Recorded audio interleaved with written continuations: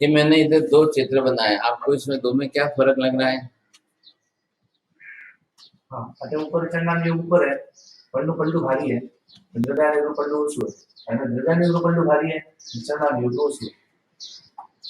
सबका जीवन अलग अलग है और सबकी धारणाएं और वृत्तियां अलग अलग है। क्यों अलग अलग है?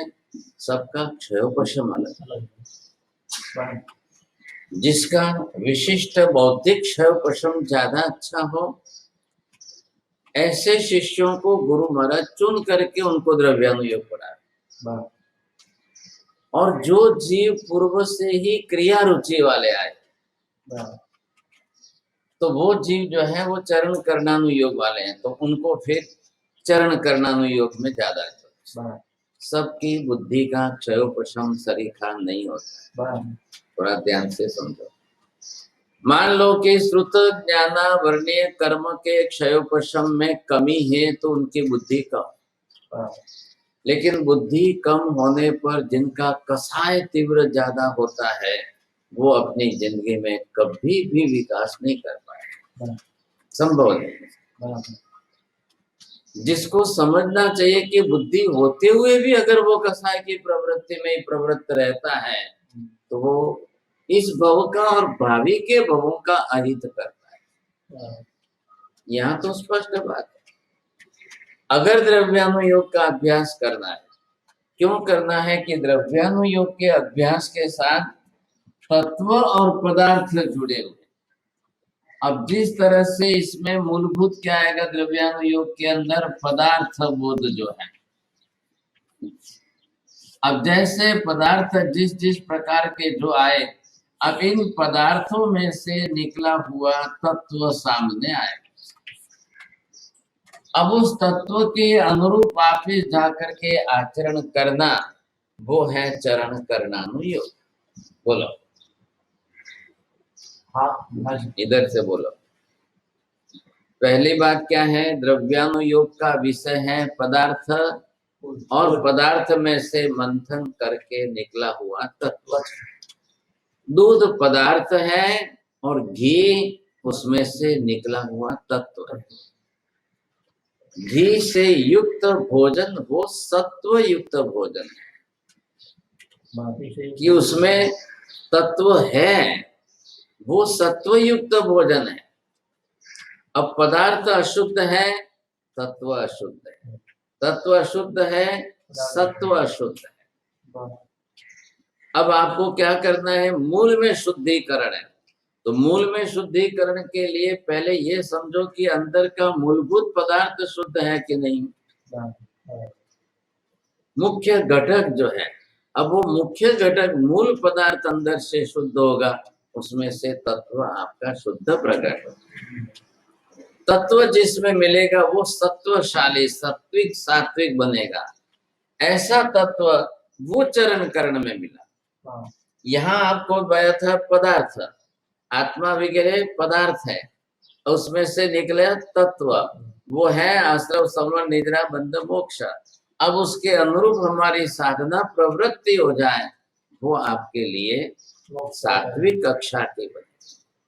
तो तत्व की निष्ठा के साथ अगर आपकी साधना हो, वो आपकी सात्विक साधना है। तो अब यहाँ एक प्रकार का जीव ऐसा है कि जिसके अंदर द्रव्यानुयोग की रस रुचि कम है और चरण करणानुयोग की रस रुचि विशेष। दूसरा जीव ऐसा है कि जिसमें द्रव्यानुयोग का प्रमाण बहुत अच्छा ज्यादा है, वो चरण करणानुयोग की मात्रा कम रखता है। हाँ, ये आचार प्रधान है, ये विचार प्रधान है। हाँ, अब जीवन के अंदर संतुलन बनाने का लक्ष्य है कि दोनों साथ में होने जरूरी है। हाँ, दोनों का समांतर रूप से सामने आचरण हो वो आवश्यक है। हाँ, लेकिन फिर भी जिसका बौद्धिक क्षयोपशम या बौद्धिक क्षमता अगर ज्यादा है तो उसके लिए द्रव्यानुयोग बहुत अनिवार्य है। आपने बुद्धि होते हुए पदार्थ में, द्रव्यानुयोग में, चिंतन में, मनन में नहीं जोड़ी तो वो बुद्धि कसायग्रस्त होते देर नहीं लगे। हाँ, जीवन के अंदर दूसरा कार्य क्या है? क्रोध, मान, माया, लोभ, राग, द्वेष। अब छठे क्रोध, सातवें मान, आठवें माया, नौवें लोभ, दसवें राग, 11वें द्वेष, 12वें कलह, सबके अंदर बुद्धि का उपयोग होता हाँ, है स्वभाव। लेकिन बिना बुद्धि के, बिना ज्ञान के स्वभाव अकेला कभी काम नहीं करता है। बोलो। बिना ज्ञान के स्वभाव, बिना बुद्धि के कोई काम नहीं करता। बिना पटरी के ट्रेन नहीं चलती है। वैसे ही यहाँ पर ये विषय कर्म शास्त्रकार क्या कहते हैं? बिना बुद्धि के, बिना तत्वों के पदार्थ, मोह कर्म, मोहनीय कर्म, पहले समझो इस बात को। मोहनीय कर्म पंगु है। पंगु मतलब लग रहा है। अब उसको सहारा चाहिए, तो किसका सहारा मिलेगा? ज्ञान का मिलेगा। ज्ञान आत्मा का मूलभूत गुण है। मोहनीय कर्म, राग, द्वेष, कसाय आत्मा के मूल गुण रूप में नहीं है। आप समझ में आ रहे हैं? अब उसको भी प्रकट तो होना ही है। मोहनीय कर्म की 28 प्रकृतियां, 16 तो कसाय की, 9 कसाय की। अब इनको भी प्रकट तो होना है, मिथ्यात्व को भी प्रकट होना है। मिथ्यात्व है क्या? दूध के अंदर आई हुई विकृति, वैसे ही बुद्धि के अंदर आई हुई विपरीतता, ये मोह कर्म, मिथ्यात्व मोहनी है। बोलो। बुद्धि के अंदर आई हुई विपरीतता, हाँ, मिथ्यात्व, बस। तो ये विपरीत मतलब मिथ्यात्व भी ज्ञान का ही प्रकार हुआ कि नहीं हुआ? उल्टा चलता है, बस बात इतनी सी है। वो बिल्कुल उल्टा विपरीत भाव में काम कर रहा है। कसाय भाव की उसकी तीव्रता है और वैसा कसाय भाव लेकर के चल रहा है, तो बुद्धि उसमें भी चलेगी। ख्याल है कि नहीं? एक व्यक्ति नकारात्मक बुद्धि रखता है तो उसमें भी बुद्धि चल रही है। एक व्यक्ति सकारात्मक सोच रखता है, उसमें भी उसकी बुद्धि चल रही है। उत्तरादेश सूत्र आगम में नानम च दंसनम चेव चरितम च तवोतः वीर्यम उभो हो गया एवं जीयस लक्षणम। तो ये जीव के लक्षण में सबसे पहले क्रम में ज्ञान दर्शन है। ये आत्मा के मौलिक मूलभूत गुण है। अव्याबादपना, अक्षयपना वो द्रव्यगत स्वरूप में अलग आएंगे। गुण स्वरूप में प्राधान्यता किसकी है ये देखना। आगे चलकर थोड़ा कर्म ग्रंथ का भी अभ्यास होगा तो ख्याल आएगा। अघाती घाती का विभाजन करने का हेतु ये ख्याल है। अघाती ये द्रव्यगत विभाग में जा रहा है, घाती गुणों का घात करने वाला घाती कर्म है। अब द्रव्य का तो घात होता नहीं है। अक्षय स्थिति के गुण पर आयुष्य कर्म है, अव्याबाद के गुण ऊपर जो है वेदनीय कर्म आया, अगुरु लघु स्वभाव के ऊपर आया गोत्र कर्म आया, अनामी, अरूपी, निरंजन, निराकार, अवर्णी, अगंधी, अरसी, अस्पर्शी गुण के ऊपर नाम कर्म है। अब ये चारों किसके हैं? द्रव्यगत स्वरूप के लक्षण में। आत्मा द्रव्य है, ऐसा द्रव्य है, इस प्रकार का द्रव्य। लेकिन आत्मा गुणवान है, ज्ञान दर्शन आदि गुण। तो चारण करणानुयोग जो है ये आपका मोहनीय कर्म का क्षयोपशम करने में सबसे ज्यादा काम का है। और ज्ञानावर्णीय दर्शनावर्णीय कर्म के क्षयोपशम के लिए मुख्य रूप में आपका ज्ञानावरण, ज्ञान गुण और दर्शन गुण, तो उसके लिए तो द्रव्यानुयोग काम का है। अब द्रव्यानुयोग आपके ज्ञान पर चलकर आपकी सोच बदल दे, विचारधारा बदल दे, बुद्धि को एक दिशा देकर उसको उसमें पकड़ के रखे, तो बुद्धि का क्षयोपशम बढ़ेगा। बुद्धि आपकी निरंतर द्रव्यानुयोग में रही चिंतन मनन में सतत सरीखी रही तो आपका क्षयोपशम बढ़ेगा। क्यों बढ़ेगा? ज्ञानावरणीय दर्शनावरणीय कर्म की सतत निर्जरा होगी। आप दोनों तरफ समझने की कोशिश करो। इधर निर्जरा, इधर बंध। बुद्धि कसायग्रस्त होकर के रागद्वेष में रही तो निरंतर कर्म का बंध होगा।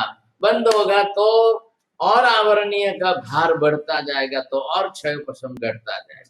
आप प्रत्यक्ष प्रमाण देखते रहो।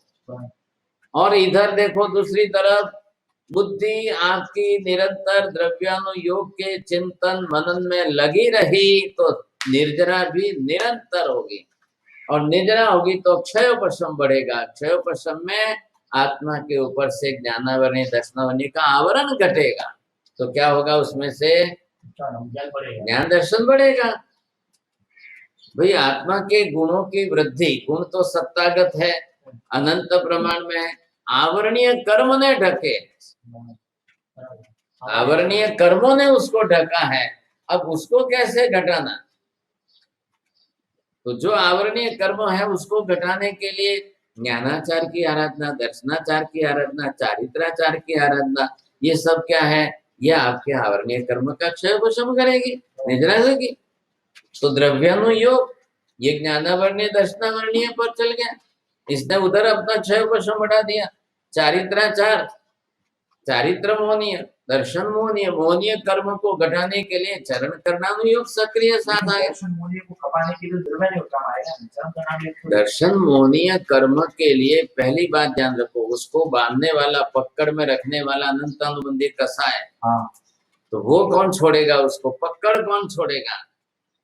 पहले दर्शन मोहनीय को, अगर आप ये सोचो एक चर्चा का विषय कि इसको मोहनीय कर्म के अंतर्गत क्यों रखा, तो फिर ज्ञानावरणीय के अंदर रखना चाहिए था। ज्ञानावरणीय कर्म के क्षय पर से ज्ञान जानकारी बढ़ जाने के बाद भी मान्यता तैयार नहीं होती है, तो वो चरण करना नहीं योग्य है चारित्राचार के अंदर, तब जाकर के मोहनीय कर्म की पकड़ में आया। अब मोहनीय कर्म की पकड़ में आने के कारण उसको मोहनीय ने बांध के रखा। अब उसको वहां से ज्ञानावरणीय के गर्भ से शुद्ध ज्ञान, सम्यक ज्ञान, सही ज्ञान जैसे जितना मिलता जाएगा, तब उसकी कसाय की मात्रा घटे तो उसका दर्शन मोहनीय का क्षयोपशम होगा, नहीं तो नहीं होगा। आप बोलोगे तो मुझे ख्याल आएगा, नहीं तो नहीं ख्याल आएगा। हाँ, बराबर बराबर नहीं बोला, आधा कर दिया, आधा काट के बोला। अब ये हेतु यहाँ पर मुख्य आ गया, तो इसके लिए पहले ज्ञानावरणीय कर्म का क्षयोपशम, ये दर्शन मोहनीय आपका द्रव्यानुयोग। अब द्रव्यानुयोग आपकी चिंतन मनन में निरंतर सतत है कि नहीं?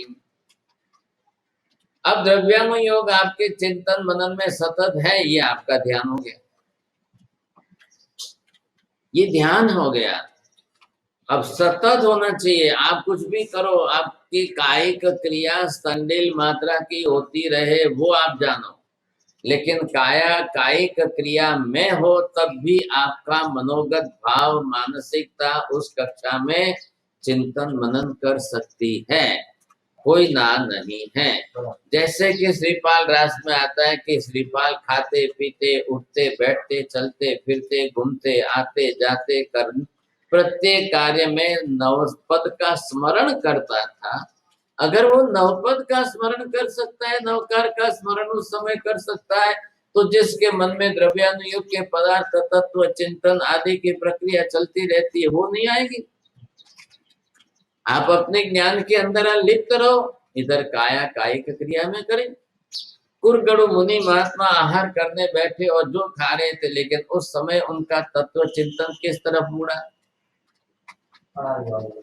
अब जो चिंतन मनन उस समय उनका उस कक्षा में मुड़ा, तब जाकर ये परिणाम आया। नहीं तो भाव जो है उस कक्षा के नहीं बनते, और भाव उस कक्षा के उतने नहीं बनते तो उनको उस समय केवल ज्ञान भी नहीं होता। ये भी बात इतनी सही।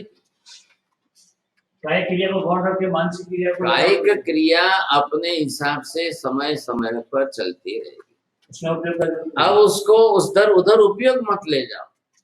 कायिक क्रिया है, जो नेचुरल प्रोसेस है वो होगी तो चलेगी। इसलिए तो कायिक क्रिया को नियंत्रित नहीं करना है, अनियंत्रित है, इसके लिए अन्नथ के सूत्र में आघार के रूप में छोड़ रहे हैं। आघार मतलब छूट। अब मैं काया का उत्सर्ग कर रहा हूं, इधर ध्यान में तल्लीन लीन हो रहा हूं, फिर भी मुझे कायिक क्रिया की प्रवृत्ति, वो उस सेणम निस सेणम खा सेणम छेणम की जो कायिक क्रिया है वो चलेगी चलेगी।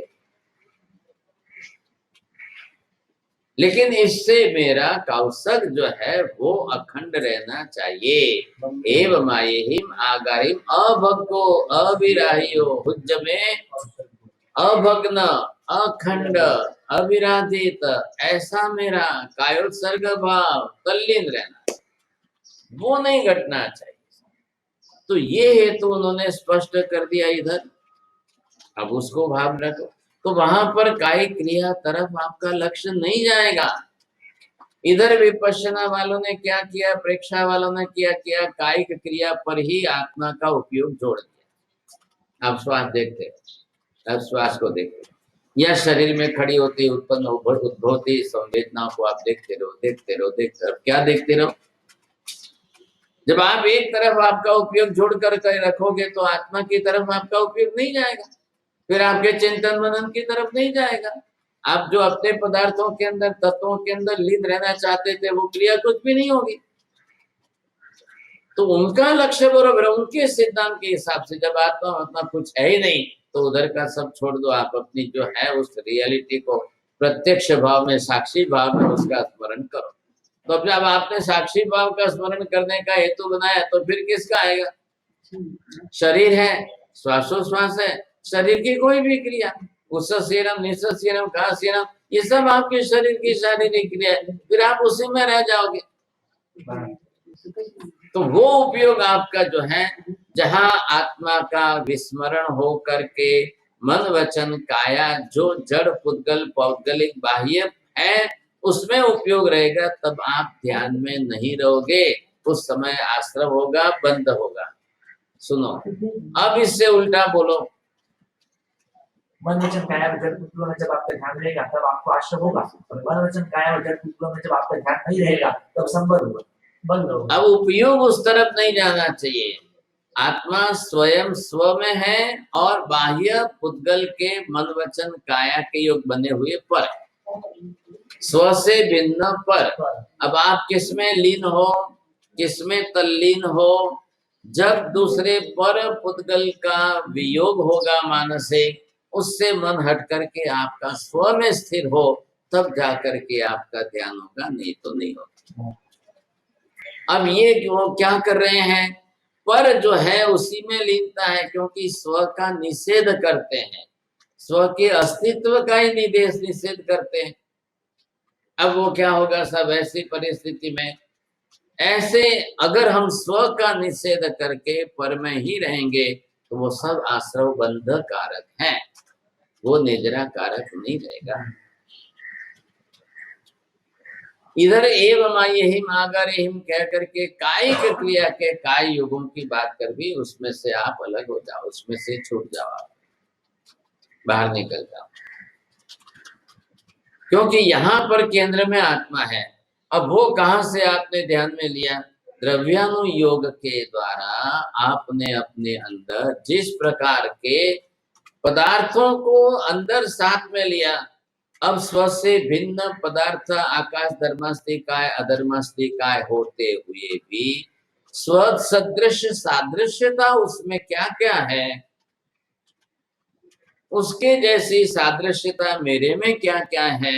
इसलिए इधर चार जो द्रव्यगत गुण है वो आकाश आदि में भी है, इसलिए समानता है।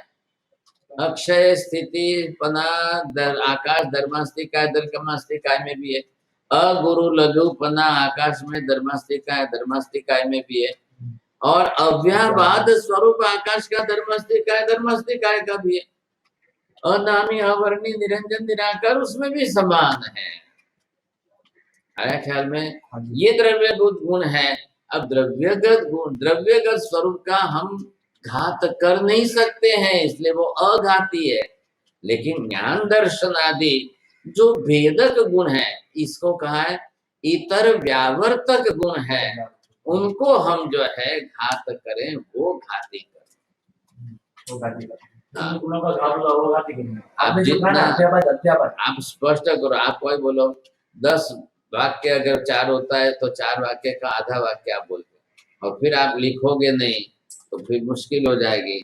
और लिखना पूरा इसी तरह होगा, तब जाकर के पदार्थ स्वरूप आपका स्पष्ट होगा। अधूरे अधूरे में मत रहना। आनुषंगिक बात है, इसलिए कर्म शास्त्र की बात लाया मैं। यहाँ पर इन्होंने यही बात क्यों की, ये जीव अलग वृत्ति वाला है, ये जीव अलग वृत्ति वाला है। इसने द्रव्यानुयोग को आत्मसात किया, प्राधान्यता दी, और चरण करणानुयोग को गौण किया है। इसने द्रव्यानुयोग को ही गौण कर दिया है, चरण करणानुयोग को प्राधान्यता दे दी, भार दिया उस पर। मैंने दीक्षा ली, मुझे क्या करना है भाई?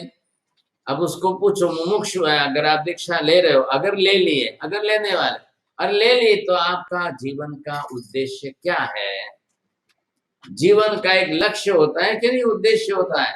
एक स्कूल में पढ़ने वाले बच्चे को पूछो क्या बनना है आपको, बोलते मैं डॉक्टर बनूंगा, वो बोलता मैं इंजीनियर बनूंगा, वो बोलता। तो आपका उद्देश्य क्या है? आप संयम जीवन में आ रहे हो, घर संसार छोड़ करके चारित्र धर्म में आ रहे हो, जीवन का कोई उद्देश्य, लक्ष्य, कुछ लक्ष्य लेकर निकले हो कि नहीं? तो आपको यहाँ पर जो है उनका जीवन दे करके, व्यवहार दे करके, हाँ बस अमिली होली भी करें, 100 होली पार करूंगा। एक युवक ने अभी दीक्षा ली, बोलता मैं बस आमिली करूंगा, आमिली करूंगा। चलो भाई, जैसे आप। कोई ये क्यों नहीं कहता कि मैं द्रव्य योग की नियोग के अंदर जा करके, और कोई ये क्यों नहीं कहता कि मैं सब आगम पढ़ करके जो है आगम का ज्ञाता बनूंगा? कोई ये क्यों नहीं कह रहा है कि मैं ज्ञान योग के अंदर, दर्शन योग के अंदर चलूंगा? कोई ये क्यों नहीं कहता कि मैं तो ज्ञान ध्यान में तल्लीन रहूंगा साहब? कोई ये क्यों नहीं कहता? लेकिन अधिकांश लोग जो है तप के मार्ग पर चढ़ जाते हैं, चारित्राचार के मार्ग पर चढ़ जाते हैं। उनका लक्ष्य यही है, वो चरण करणानुयोग हो जाए। अब चरण करणानुयोग ये बाह्य क्रिया है, कायिक क्रिया है, तो उसमें आपको इतने ज्यादा ज्ञान की जरूरत भी नहीं है। आमिल करना, उसमें क्या ज्ञान चाहिए? वो बाह्य आचार में क्रियात्मक हो गया, तपात्मक हो गया था। बस रोज जाना है, आमिल करना है, लाना है।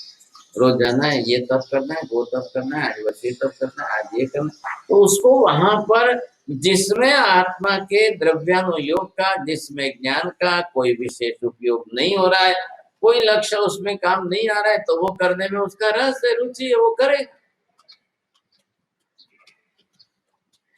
लेकिन अब जिसमें सतत ज्ञान, वहां सातत्यता है, नावीन्यता है। मतलब क्या? द्रव्यानुयोग के अंदर प्रति पल, प्रति क्षण, प्रति दिन आपके लिए नया नया नया नया ज्ञान, द्रव्यगत, पदार्थगत, तत्वगत, ये बढ़ता जाएगा, जुड़ता जाएगा। अब चरण करणानुयोग के अंदर आपकी नावीन्यता नहीं है, आपकी सातत्यता उसमें है, नावीन्यता नहीं है, विविधता नहीं है। आप एक के बाद दूसरा, दूसरे के बाद तीसरे का आपको आनंद नहीं है। वही क्रिया आपको बार बार करनी है, प्रतिक्रमण रोज करना है, आपको विधि क्रिया विधि रोज करनी है, बार बार वही क्रिया आपको करते रहना है। उसमें आप क्या नावीन्यता लाओगे? तब है तो तब वही करना है, आमिल है तो आमिल वही करना है, रोज उसमें 6 बीघे के त्याग का लुखा आहार है तो वही है। अब उसमें आपके पास कुछ नहीं है।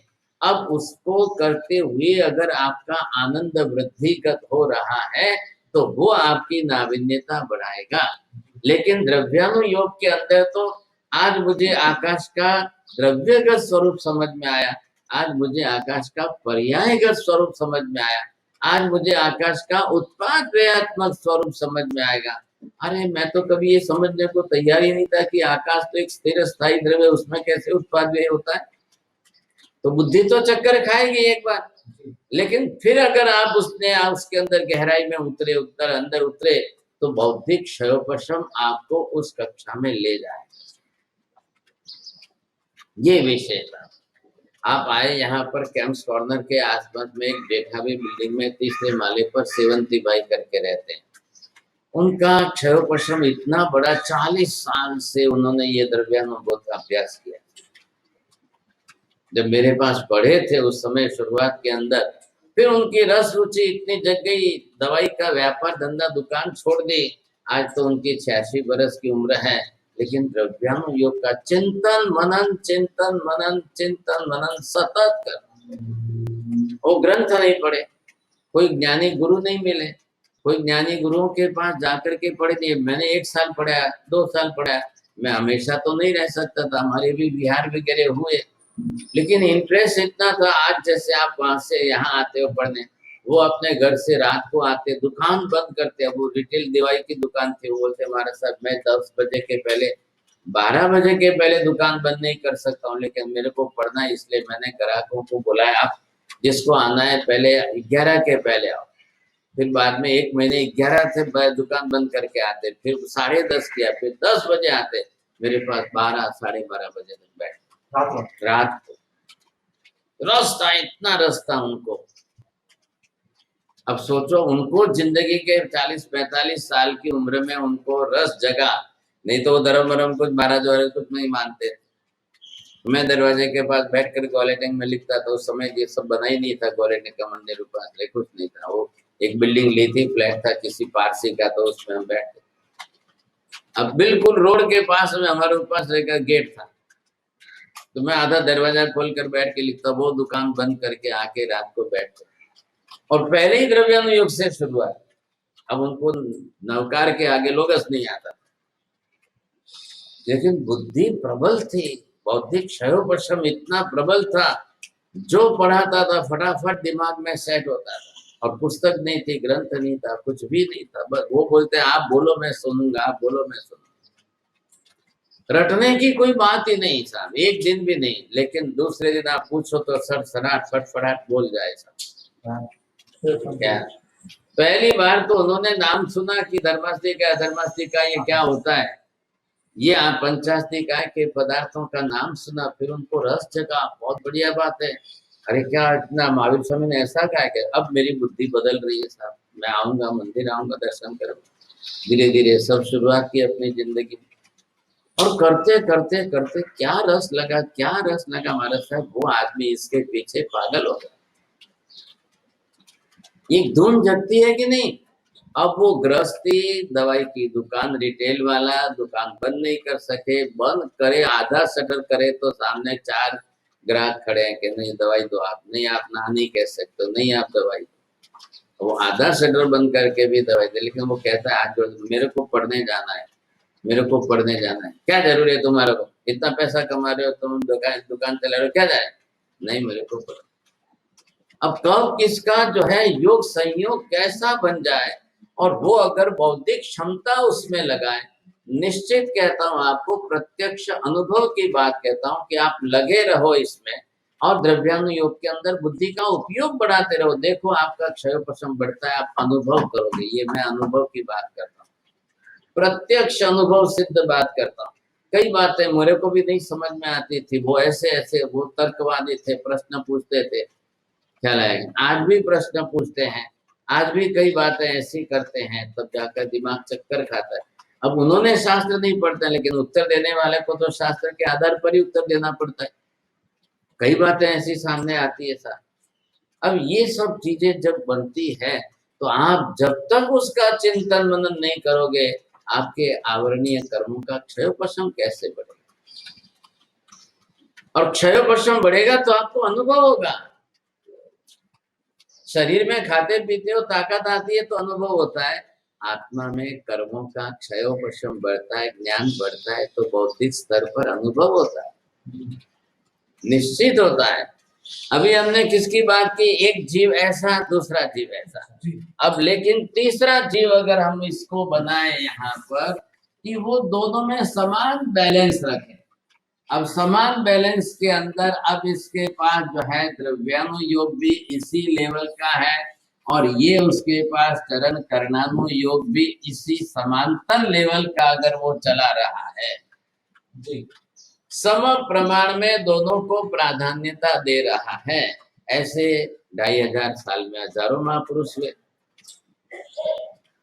भुवन भानुसूरी महाराज इधर स्वामिल की ओली करते, इधर द्रव्यानु योग के ये न्याय के ग्रंथ पढ़ते थे। न्याय शास्त्र पढ़ते थे, न्याय शास्त्र में बौद्धिक प्रतिभा इतनी चलाई, लेकिन सामने तप तपस्या और चारित्राचारिता पर ये विशेषता थी उनकी। उन्होंने अपने जीवन को ऐसा इस लेवल का बना दिया कि दोनों उनके अंदर समांतर रहे। ये नहीं कि उन्होंने आंबिल के कारण द्रव्यानुयोग को गौण कर दिया, ये नहीं कि उन्होंने द्रव्यानुयोग के कारण आंबिल छोड़ दिए, ऐसा नहीं किया। लेकिन ऐसे महापुरुष विरल होते हैं, ऐसे ज्यादा मिलेंगे, ऐसे ज्यादा मिलेंगे। और आज तो 100 में से 90% वाले ये मिल रहे हैं। तो ये जीवन का साध्य नहीं है। अब आप चरण करणानुयोग में चारित्राचार ये किसका है, ध्यान से समझो, ये संवर धर्म है तो संवर धर्म, तप भी है तो संवर धर्म, रिजल्ट निर्जरा का। आप समझ रहे हैं बात को, फर्क समझो। आप जो तप करो, जितना तप करो, जैसा भी करो, तप संवर धर्म है। करते समय सामायिक, करते समय संवर धर्म है। दीक्षा की है, ली है तो संवर है, रिजल्ट उसका निद्रा में आ जाए तो पाए। अब वो संवर से निद्रा में जाए तो निद्रा होगी। तो मैं ये पूछता हूँ कि द्रव्यानुयोग के अंदर निद्रा नहीं होती है? फिर द्रव्यानुयोग के अंदर आप ज्ञानाचार से निद्रा नहीं होगी, आपके दर्शनाचार से निद्रा नहीं होगी, चारित्राचार से 1000 गुनी निद्रा आपके द्रव्यानुयोग में ज्यादा होती है। इस दृष्टि से ये हेतु समझ लिया। इस हेतु से यशोवी जी महाराज ने पहली ढाल के अंदर द्रव्यानुयोग को प्राधान्यता देकर चरण करणानुयोग को गौण करके उसमें लगे हुए आहार आदि के छोटे दोष भी उसके अंदर बाधक नहीं बनता। आप समझ गए, इतने हेतु वहां। अब भले ही सन्मति तर्क का, अब प्रवचन सारोद्धार का, निश्चित सूत्र का, आगम आदि का पहली डाल में इन्होंने बहुत ज्यादा अन्य सूत्रों का आधार लेकर प्रमाणित करने की कोशिश। अब इसका मतलब ये नहीं है कि इसको नाम लम्ना कर, निमित्त बनाकर सभी लोग अपनी तरह से जो है दोष सेवन करना शुरू कर दे, नहीं, ऐसा नहीं करना। अब जो द्रव्यानुयोग में रत नहीं है और फिर भी दोष सेवन कर रहा है, चरण करणानुयोग वाले तप तपस्या में, आंबिल आदि में रह करके भी दोष सेवन कर रहे हैं, तो फिर क्या समझना? उनको तो द्रव्यानुयोग का विषय ही नहीं है, उनका तो बिल्कुल विषय नहीं है। लेकिन एक हैबिचुअल मतलब आदत के अंदर वो उसमें आदत से उसमें जुड़ गए हैं, तो उनको वो द्रव्यानुयोग सतत रूप चारित्र के चरण करणानुयोगी उसके साथ में जुड़ रहे, उसमें भी उनको दोष सेवन करना। आहार आदि के निमित्त अब है क्या, 5 समिति और 3 गुप्ती। 3 गुप्ती को तो लोग ध्यान में लेते ही नहीं, उसको तो छोड़ ही दिया है, एक गौण कर दिया है, खाली नाम बोलने के लिए रखा है। बाकी आपको ज्यादा से ज्यादा अतिचार 5 समिति में ही लगने वाले है क्या। अब इसमें जो दोष लगने वाले हैं, अब उन दोषों के कारण आपका द्रव्यानुयोग का दरवाजा बंद नहीं होता। कल कोई ये कहे कि भाई इसमें तो ये दोष लगता है, ये दोष लगता है, तो मैं तो छोड़ दूं द्रव्यानुयोग, मुझे तो कुछ नहीं करना, दीक्षा ले ली है, अपना 2 टाइम का प्रतिक्रमण परलेन करके आंबिल उपवास कर लेंगे, माला गिर लेगा। अब वो क्या करेगा, कैसे करेगा? ज्ञानी श्वासो श्वास में करे कर्मनो क्षय, ये क्यों कहा, ऐसा क्यों कहा?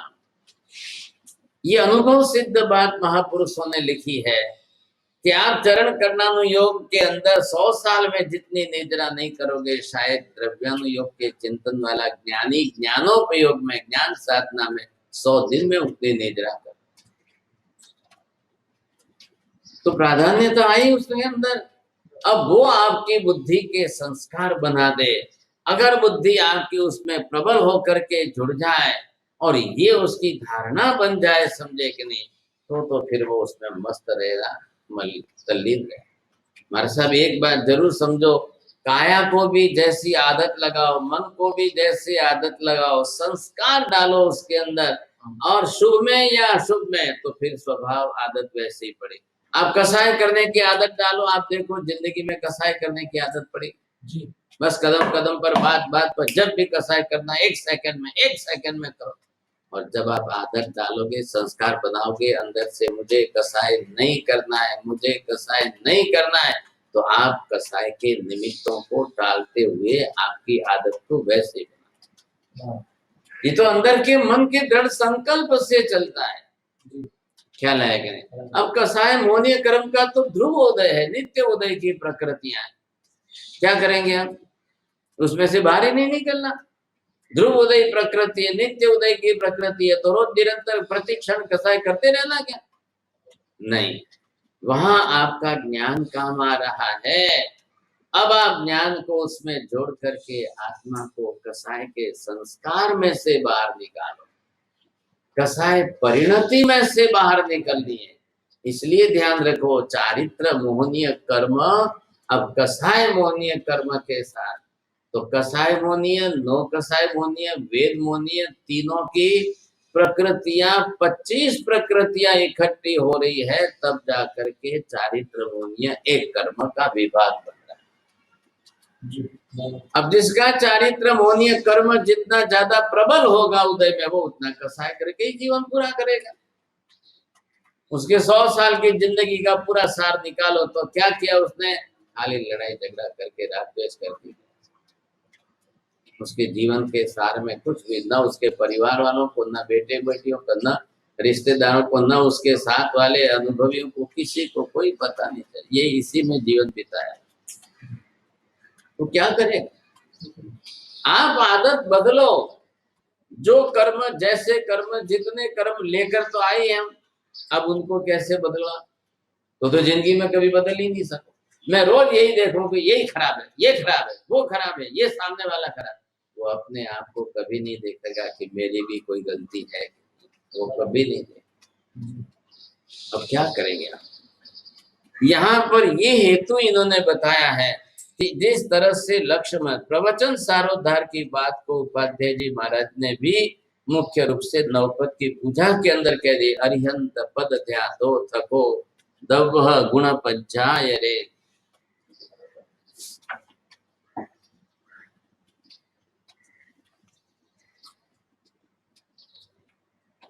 बोलिए,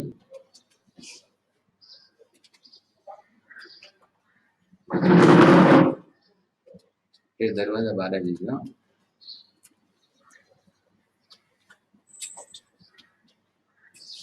तो अरिहंत पद ध्यातो थको।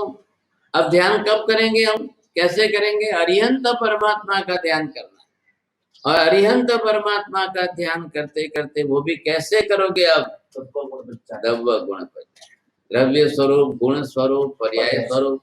अरिहंत परमात्मा द्रव्य स्वरूप क्या है, गुण स्वरूप कैसे है, पर्याय स्वरूप कैसे है? अरिहंत परमात्मा का द्रव्य गुण पर्यायात्मक स्वरूप जब तक हमारे सामने स्पष्ट नहीं होगा, आप क्या करोगे, कैसे करोगे? तो उनका भी, भगवान का भी, अरिहंत परमात्मा भी द्रव्य तो है कि नहीं? उनकी भी आत्मा तो है कि नहीं?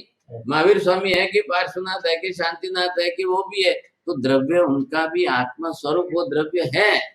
और तब जाकर के नमो सिद्धांत में मोक्ष की तरफ दृष्टि करोगे, तो आज महावीर स्वामी वहां पर द्रव्य स्वरूप में आपके लिए उनके द्रव्य का स्वरूप अस्तित्व काम आएगा, उनके लिए उनके गुणों का स्वरूप काम आएगा। आप बोलो पहले।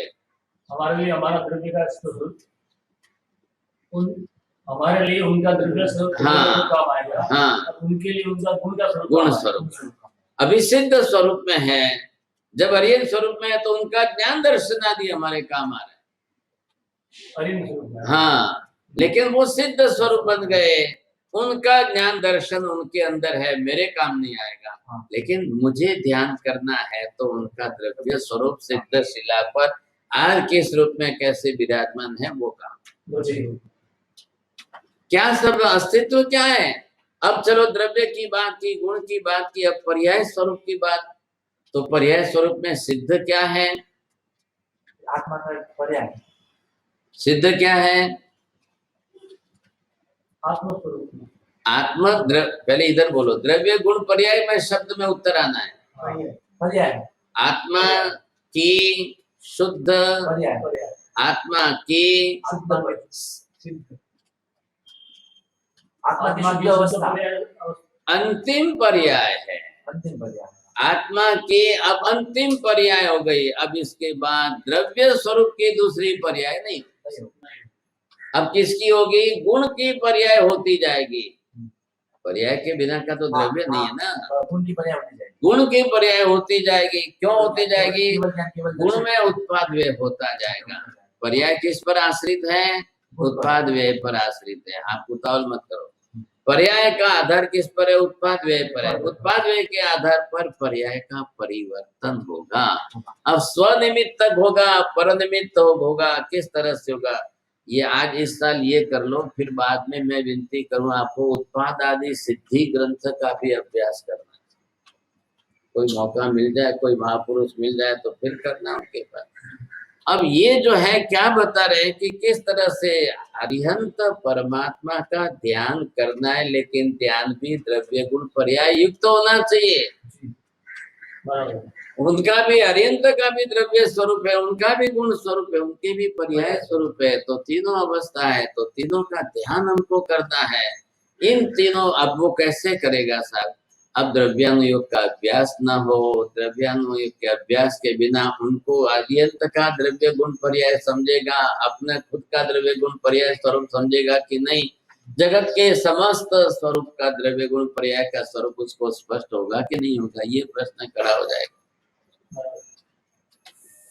ऐसा जब करेंगे तब जाकर के भेद छेद करी आत्मा, भगवान के साथ का हमारा जो भेद है, भिन्नता, अलगाव है, उसको छेद करो। मतलब क्या होगा? हमारी आत्मा उनके साथ जाकर जुड़े, मतलब मोक्ष। अभेद कब होगा? कि मैं यहाँ पर संसारी पर्याय में आत्मा हूँ, वो सिद्ध पर्याय में आत्मा है। अब मैं यहाँ से मेरी पर्याय पूर्ण करके मैं अंतिम पर्याय को धारण करके सिद्ध स्वरूप बनूं, तो मैं वहां पर स्थित। अब जो है, अगर या तो आत्मा इस कक्षा में ऐसे करे तो भी अरिहंत रूपी था, वो खुद अपने आप को अरिहंत स्वरूप बना सकता है। अब आपने भगवान का द्रव्य स्वरूप लिया नैसार से लेकर महावीर तक, ये उनकी पर्याय बनी। आत्मा द्रव्य महावीर का जो है, ये उनकी पर्याय बनी। अब इस पर्याय स्वरूप को आपने ध्यान में लिया, आधार बनाया। अब आप करते चलो तो आप उस कक्षा तक पहुंचते पहुंचते ख्याल आया कि महावीर कैसे अरिहंत बने, ये भगवान कैसे बने। ये आपको पूरी प्रक्रिया उनके 27 जन्मों में से श्रवण करने से मिली। इसलिए हम लोग हमेशा पर्यूषण में महावीर स्वामी के 27 जन्मों का चरित्र सुनते हैं, स्वयं पढ़ते हैं, सबको समझाते हैं, सबको सुनाते हैं। तो उसका उद्देश्य यही है। आप द्रव्य से पर्याय के रूप में भी सुनते हुए गुण कैसे प्रकट हुए, ये सारे स्पष्ट समझते जाओ, करते जाओ। देखो आप, अब उनकी प्रक्रिया से अरिहंत भगवान ऐसे बना जाता है, ऐसे अरिहंत भगवान बन सकते हैं, ऐसे अरिहंत भगवान बना जाता है, तो कल आप भी बन सकते हैं। अरिहंत रूपी था रे, क्या ये कैसे होगा? जो भेद का छेद करेगा वो अरिहंत रूपी भी होगा, सिद्ध रूपी भी होगा। आप पहले भेद का छेद तो करो, लेकिन पहले भेद समझ में आए तो।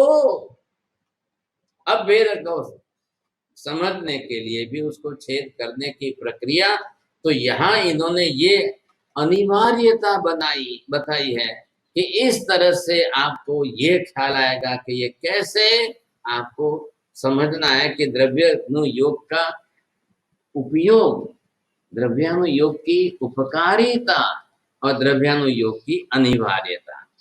एहनो जेणई पामियो ताग, ओय ओघई एहनो जेहनी राग, ए बेविन त्रीजो नहीं साध, भाषियो सम्मति अर्थ अगाध। अब ये महात्मा संस्कृत में लिख सकते थे, इतने सक्षम थे, लेकिन इन्होंने यहाँ आकर लोक भाषा के अंदर गुजराती में लिखा। एहनो जेणई पामियो ताग। अभी तक हम जिसकी चर्चा कर रहे थे, इस रहस्य को जिसने अच्छी तरह से समझ लिया हो, यही समझ रहा। हाँ, ये रहस्य अगर आपने समझ लिया, किसका? द्रव्यानुयोग, चरण करणानुयोग, दोनों की तुलना अब इन दोनों का गणित माप जिसने अच्छी तरह से समझ लिया, अपने जीवन के अंदर आचरण में लाया, अपने जीवन के अंदर जिन्होंने इसको बना दिया, सेट कर दिया, फिर तो कोई बात नहीं। ओघई एहनो जे नहीं राग, सर्वसामान्य रूप से उसका द्रव्यानुयोग का राग बढ़ेगा, उसके भाव बढ़ेंगे। अब जब तक आवश्यकता समझ में नहीं आती है, उपयोगिता समझ में नहीं आती है, उपकारिता समझ में नहीं आती है, अनिवार्यता समझ में नहीं आती है, उसके बिना दूसरा विकल्प नहीं है, ये अनिवार्यता है। कितने शब्द हुए बोलो? आवश्यकता, उपयोगिता, और उपकारिता, अनिवार्यता। ये जब तक आपको स्पष्ट नहीं होगी, वहां तक आप इसको जो है आत्मसात नहीं कर पाओगे। उसका राग बढ़ाना है। राग यहाँ पर प्रशस्त राग का है, भाव आपको बढ़ाना है। अब अगर आपने वैसे भाव नहीं बढ़ाए तो फिर आपके लिए उपेक्षा हो जाएगी। फिर जो लोग इसकी उपेक्षा करते हैं, संसार छोड़ा, चारित्र के मार्ग में आ गए और भगवान का शासन प्राप्त कर लिया, और फिर भी अपने आप में ये राग जोड़ करके परिणति की, परिपक्वता करने की दिशा में हमने एक कदम भी कभी नहीं रखा, तो चलिए यहाँ से जाने के बाद दूसरी गति में तो क्या संभावना होगी। आज जब वर्तमान में सब योग संयोग सानुकूल मिलने के बाद, होने के बाद भी अगर हम इस कक्षा में इस राग को, भाव को नहीं बढ़ा पाए, तो फिर आगे चांस किसको मिलेगा। कर्म शास्त्र का सीधा सरल नियम क्या है? जिसको सब कुछ सारी अनुकूलता पुण्य करके दे, और पुण्यानुयोग से सब मिलने के बाद भी अगर उस प्रमाण में वो न करे, तो दूसरी बार वैसा योग संयोग वापिस दोबारा प्राप्त नहीं होता जो पुण्यानुयोग से मिलने वाला है। अब आप इस पुण्य उपार्जन करो, फिर किस जन्म में मिलेगा, फिर कब मिलेगा, फिर कैसे मिलेगा, वो तब की बात है। यहाँ पर ये कह ओघई एहनो जे नहीं राग, ऐसा प्रबल राग सर्व सामान्य रूप से भी जिसके अंदर प्रकट हो जाए, जो भी इस प्रकार के भावों को बढ़ा ले। अब जिसको उपयोगिता समझ में आ जाए, उपकारिता समझ में आ जाए, आवश्यकता समझ में आ जाए, अनिवार्यता समझ में आ जाए, अब दूसरा विकल्प ही नहीं है साहब हमारे पास। हमने संसार छोड़ा, दीक्षा ली, चारित्राचार के मार्ग पर आ गए, अब संसार की कोई जिम्मेदारी नहीं, तो आप द्रव्यानुयोग में क्यों रत न हो, क्यों द्रव्यानुयोग के अंदर तल्लीन न हो। चरण करणानुयोग तो आपका जीवन शैली के रूप में साथ में जुड़ा हुआ है, आप समझ गए। वो तो एक जीवन शैली है, जीवन व्यवहार उसमें सेट हो गया, एक ढांचे में डाल दिया है। हमको सुबह उठकर प्रतिक्रमण करना है, प्रलयन करना है, दर्शन करना है, ये करना है, वो करना है, एक समय के साथ एक कालिक क्रिया बन गई। वैसे शरीर के साथ में एकासना करना है, व्यवस्था करना है, जो आपने अपनी तरह से ढांचा बना दिया है, डाल दिया है, अब वो करना है, वो करना है। द्रव्यानुयोग से पदार्थों के चिंतन मनन में रहने वाले को काय योग की क्रियाओं का विचार नहीं करना चाहिए। बोलो। द्रव्यानुयोग के विचार में रहने वाले को काय योग की क्रिया का विचार नहीं करना चाहिए। बस काय योग की क्रिया वो कालिक क्रिया है, अब वो समय समय के साथ चलने वाली है, आप उसका विचार नहीं करेंगे। उदाहरण के लिए हमने गोथरी वापर ली, पातले धोकर के बांध के रख दिए, अब आपको वापरने का, गोथरी का, वो आहार के पदार्थों का दूसरी बार स्मरण होना नहीं चाहिए। अब कल वापिस जब गोथरी जाना है तब पात्रे खोलेंगे, परिलीन करेंगे, गोथरी लाएंगे, वापरने बैठेंगे, तब आपके सामने वो विषय आया।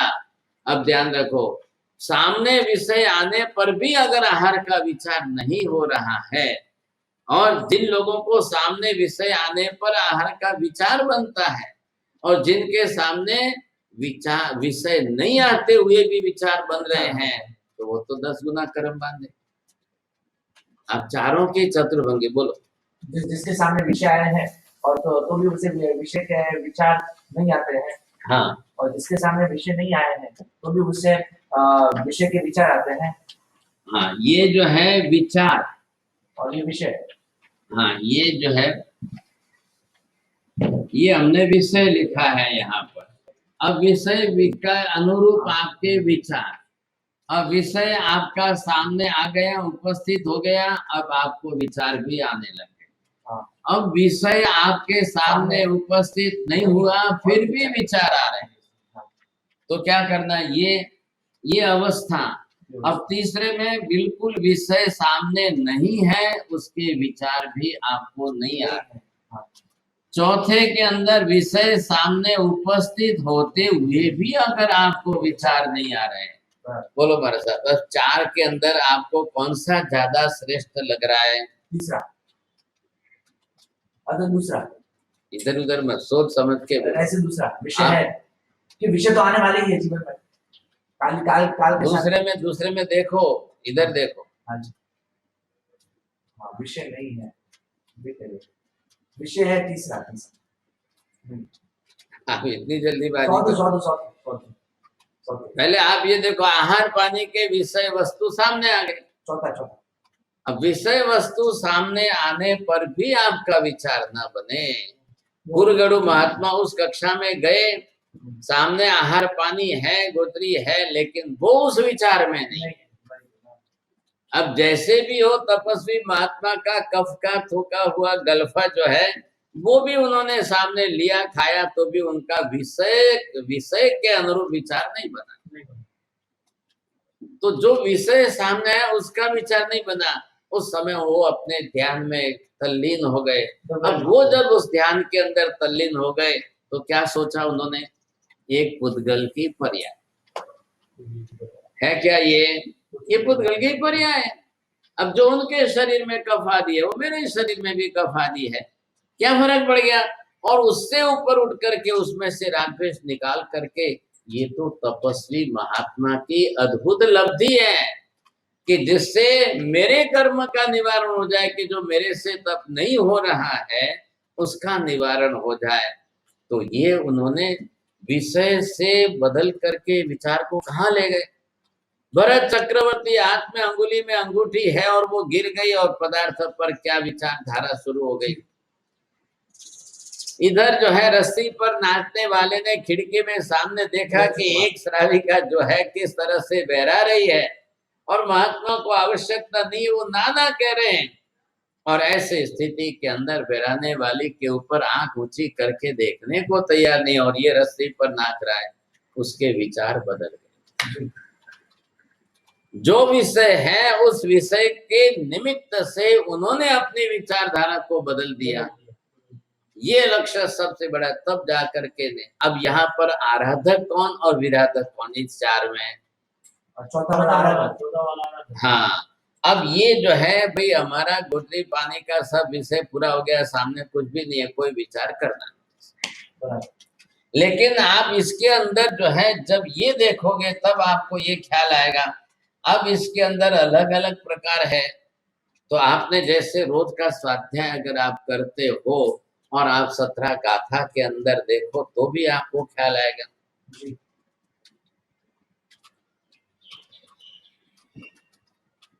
जे न भुंजई, क्या जे न भुंजई, ठीक है। समय पे जे कंते पिए बोए, जे अकंते पिए लत्थे भी पुट्ठी को गई, साहिने चाहिए बोए सेव चाहिए, साहिने चाहिए बोए सेव चाहिए वच्छई। सेव चाहिए वो त्यागी कहलाता है। तो वो कौन त्यागी कहलाता है? किसको भाग्यशाली आप कहते हो? जिसको नहीं मिलता है, नहीं भोगता है वो, या जिसको मिलने पर भी नहीं भोगता है वो त्यागी है। तो सेहु चाहिती आप इसके ऊपर लिखो, 2 पेज लिखो कल। किसको त्यागी कहना?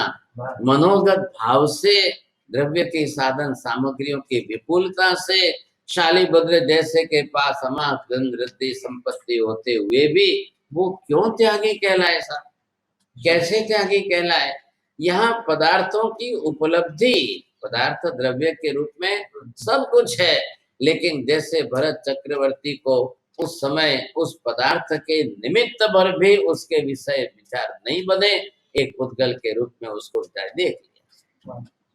अब भले लाखों की करोड़ों की वीटी हो, अंगूठी हो, जो भी हो, उसको एकमात्र पुद्गल के रूप में देख लिया, बात पूरी होगी, छोड़ो उसका विचार नहीं। तो उन्होंने विचार की धारा ही बदल दी, दिशा ही बदल दी संपूर्ण रूप से अपनी।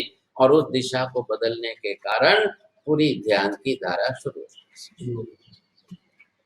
भावना आधारभूत निमित्त बन गई और जैसे ही भावना पूरी हुई वो सीधे ध्यान में चले गए, तब जाकर के वो उनके आवरणीय कर्मों की निद्रा कितनी कराने लगे।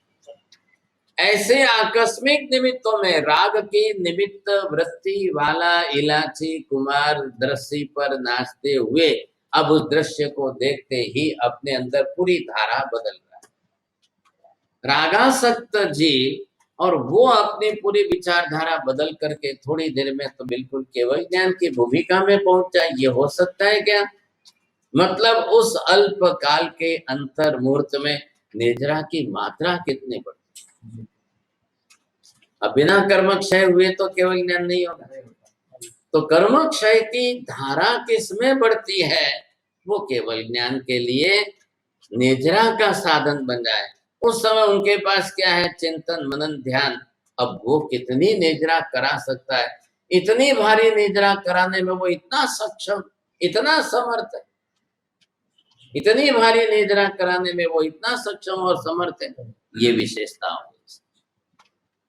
तो होता है ना, द्रव्यानुयोग से अगर आपके चिंतन मनन की धारा बदलती है, आपको निद्रा करते करते आत्मा केवल ज्ञान तक सब पहुंच सकती है। अब जैसे प्रसन्न चंद्र राजर्षि अब पुत्र मोह के निमित्त को लेकर के युद्ध के मानसिक युद्ध में चढ़ गए, तो मानसिक युद्ध के अंदर तो उनको थोड़ी देर के अंदर सातवीं नरक के दलिये इकट्ठे होने शुरू हो। अब ये बदला कैसे क्रम? चरण करणानुयोग में तो है, ये महात्मा तपस्वी है, ध्यान में है, कौशल में है। अब वो अपने आप को स्थिर करके बैठे, वो है ये चरण करणानुयोग। ये स्थिर स्थायी है, दीर्घकालीन है। जो जीव उसमें जो है रत हो जाता है, उसके संस्कार पड़ जाते हैं, तो वो लंबे काल तक उसमें रहता है। क्या है? अब क्या करें, हमने दीक्षा ले ली, बरसों बीत गए साहब, तो अब बरसों तक प्रतिक्रमण तो करना ही, ये आवश्यक क्रिया होगी। तो आवश्यक क्रिया के अंदर साथ, जब आवश्यक क्रिया के अंदर वो समय के साथ अनिवार्य बन जाती है, तब शायद उसके अंदर भावों का परिवर्तन इतना ज्यादा होता नहीं रहता है। लेकिन ये जो द्रव्यानुयोग है, तो इसमें सातत्यता है परिवर्तन की। प्रतिक्षण आपके पास नित नित नवा नवा पदार्थों ने जानवा मले, नित नित नवा नवा भावों ने समझवा मले, नित नित नवा नवा भावों ने परिणमवा मले। ये सारा तो आपको ज्ञान योग के अंदर ही बैठेगा। अब उसमें नहीं बैठने वाला है, वो स्थिर स्थायी है, वो दीर्घकालीन है। चरण करणानुयोग एक सरीका एक जैसा चलता रहता है। एक बार आपने यहाँ से दिल्ली तक पटरी बिछा दी, अब देखना ही नहीं है आपको, गाड़ी चलती रहेगी। एक बार पटरी बैठ गई सो बैठ गई, सेट हो गई, अब वो चलती रहेगी। आपको इस पर ध्यान देना, तब आपको ख्याल आएगा। तो द्रव्यानुयोग एक बार पटरी बैठ गई ऐसा नहीं है। ज्ञान जो है वो निरंतर परिवर्तनशील है। क्यों? पर्याय बदलेगी। तो जो पर्याय जैसे जिस विषय की बदलती जाएगी वो आपके साथ में उसके साथ जुड़ेगी। इसमें बाह्य पदार्थों में जो पर्याय तो बदला, अंदर का परिणाम तो बदलेगा ना? बदलना ही चाहिए। परिणाम बदलने वाला द्रव्यानुयोग है, आपके भावों की अभिवृद्धि करने वाला द्रव्यानुयोग है। अब वो उसके साथ जुड़ जाए। सुई में धागा पिरोया हुआ रहेगा तो जल्दी खोती नहीं है। अगर धारा नहीं है, धागा उसमें से निकल गया तो किधर गिरी, जल्दी नहीं मिलती है साहब। अब ऐसी स्थिति के अंदर ये है हमको यहाँ पर कि नहीं, बरोबर हमने धागा पिरो के रखा है तो जल्दी मिल जाएगी, वो ज्यादा दूर नहीं भागेगी। ये हमारी कक्षा है। तो चरण करणानुयोग के अंदर द्रव्यानुयोग जिसका मिला हो जाए, वो दोनों के अंदर समांतर रममाण करने लग जाए, उसका कल्याण बहुत जल्दी हो चला है। लेकिन अब द्रव्यानुयोग रहित चरणानुयोग और चरण करणानुयोग रहित द्रव्यानुयोग, धागे के बिना की सुई और सुई के बिना का धागा। अब अकेली सुई भी कपड़ा नहीं सी सकेगी, अकेला धागा भी कपड़ा नहीं सी सकेगा। लेकिन दोनों को मिलाओ, सड़सड़ार कपड़ा सीता जाएगा। सुई आगे चलती जाएगी, धागा पीछे जो है उसको जोड़ता जाएगा कपड़े को। तो ये है कि द्रव्यानुयोग और ये आत्मा के साथ जुड़ना चाहिए। इसलिए प्राचीन शास्त्रों के अंदर साधक के लिए जो है ज्ञान और ध्यान, ये दो साधना बताई। जी और ध्यान की भी साधना, ध्यान करना चरण करना अनुयोग है, लेकिन उसमें ज्ञान को पिरोना ये द्रव्यानुयोग है, क्योंकि बिना ज्ञान का ध्यान नहीं होगा। ध्यान में भी आपके ज्ञान का सतत उपयोग चाहिए। ध्यान के अंदर भी जब तक आपके द्रव्य ज्ञान का अगर सतत उपयोग नहीं रहेगा तो फटाक से मोहनीय कर्म की कसाय आदि की प्रकृतियां तैयार बैठी है, वो पकड़ लेगी। बस तकलीफ यही है, वो तुरंत आकर के उसको पकड़ लेती है। तो ये अगर कक्षा उसकी है तो ये अगर उसमें से बचना है, किसमें से? अभी मैंने कहा मोहनीय कर्म की 28 प्रकृतियां ध्रुवोदयी प्रकृतियां हैं। मतलब क्या हुआ? जिसका नित्य उदय होता है। हाँ, अब वो नियमित रूप से नित्य उदय में है, तो उदय का मतलब क्या? उदय यानी उसका विद्यमान होना। उदय मतलब ये है कि जैसे गर्म पानी गैस पर है, उसकी भाप निकल रही है, ढक्कन पर आ रही है। इधर देखो, कर्म की प्रकृतियों का उदय होना मतलब वो सीधे मन के ऊपर आकर के उसकी तरंगे पहुंचा दी। ये कर्म की प्रकृति मोहनीय की यहाँ से उदय में आई, मन ने आकर उसको पकड़ी। अब ये मन ने इसको पकड़ी, अभी एक साथ में ये आए कि ये आए, ये आए कि ये आए, द्वेष का आया कि राग का आया, क्लेश का आया कि कसाय का आया कि काम वासना का आया। अब जो आया तो ये मन है, ये आकर के इसको पकड़े। अब पकड़ा कि आपके विचार में आ गई बात। अब वो जैसे ही आपके विचार के अंदर प्रवृत्त हो जाती है, आपको ख्याल आ जाता है। अब ऐसी स्थिति के अंदर अगर मोहनीय कर्म की निरंतर उदय में आती हुई कर्म की प्रकृतियों के समय साधक आत्मा वो अपने द्रव्यानुयोग से पदार्थों के चिंतन में मस्त है, तल्लीन है, तो ये उदय वाली जो है एक तरफ निकलती गिरती जाएगी, निद्रा होती जाएगी। वो उस समय मन को स्पर्श नहीं करेगी, आपको अनुभव में नहीं आएगा, विचार में नहीं आएगी, वो दूसरी तरफ जाकर बिखरती जाएगी। वो पुद्गल परमाणु बिखरते जाए, ये निद्रा। आप ज्ञान ध्यान में तल्लीन रहे, इसके कारण इधर आपकी निद्रा बढ़ी। बस तो ये जो है, जो उदय में है, निरंतर उदय में है, तो वो आपकी निद्रा कारक बने। अब जो इधर द्रव्यानुयोग में प्रवेश ना करे, जो ज्ञान के विषयों का विचार ही ना करे, वो अपने ध्रुवोदयी कर्म प्रकृतियों से कसाय में लीन रहे, उसको निद्रा नहीं, उसको बंदी होता रहे।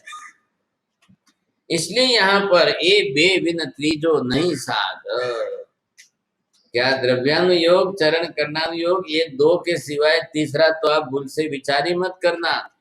भाष्यो सन्मति अर्थात सन्मति तर्क ग्रंथ के अंदर सिद्धसेन दिवाकर सूरी महाराज जो है ये बात उसमें स्पष्ट रख रहे हैं। तो ज्ञान के बिना अगर आप चारित्र के मार्ग में जा रहे हो, संतुष्ट हो रहे, तो वो फिर जो है योग नहीं है। ये बात यहाँ पर इन्होंने स्पष्ट करते हुए समझाई। तो जिस तरह से जीव को जो लक्ष्य रखना चाहिए अपनी तरह से, तो द्रव्यानुयोग का ताग शब्द यहाँ रहस्य जिस तरह से उसको प्राप्त करना है, अब वो सर्व सामान्य रूप से भी आत्मा को द्रव्यानुयोग की तरफ जोड़े। उसकी हाँ, तो इन दोनों के सिवाय आप किधर जाओगे? नहीं है। दोनों प्रकार में जीव जो है, इनके सिवाय तीसरा, अगर तीसरा कोई विषय लेता है तो किस तरफ आप जाओगे? नहीं है कि द्रव्यानुयोग पूरा अभ्यास कीधो रहो। एक बीजो जीव जने द्रव्यानुयोग राग है वो अणबे वगर त्रीजू कोई अभ्यास किया हुआ है और एक द्रव्यानुयोग रस से प्राप्त हुआ है। हाँ, एक बीजो हो गई जेनो एनो जे नहीं रहा, अथवा जने सामान्य थी जने द्रव्यानुयोग राग है वो, ये भी त्रीजो नहीं साथ, ये बेस जो है ये तो आप पकड़ के कहते हैं घर में वो गातार में वो बिठाए हुए हैं।